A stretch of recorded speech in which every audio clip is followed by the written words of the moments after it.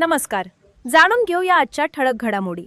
व्यंकटेश्वरा जिमच्या वतीने सचिन बुरसे यांचा सत्कार.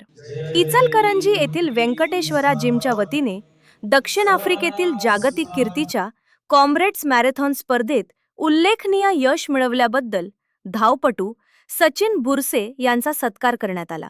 दक्षिण आफ्रिकेतील डर्बन ते पीटरमारिट्झबर्ग या 86 किलोमीटरच्या अतिशय खडतर अप रन शर्यतीत सचिन बुरसे यांनी 8 तास 33 मिनिटे 32 सेकंदात अंतर पूर्ण करत सलग दुसऱ्यांदा मानाचे बिल रोवन मेडल पटकावले.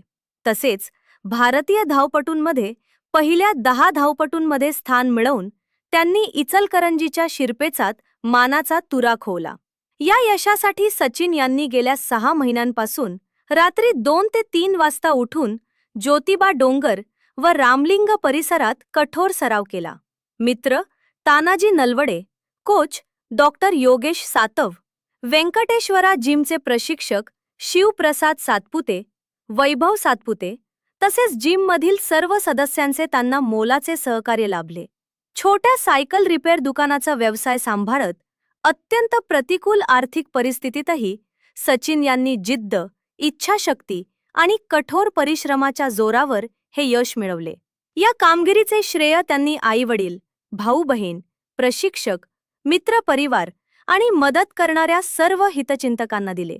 यावेळी सचिन बुरसे यांनी, "मी स्वतः कधीकाळी व्यसनाच्या आहारी होतो, मात्र खेळ आणि धावण्यामुळे मी पूर्णपणे व्यसनमुक्त झालो.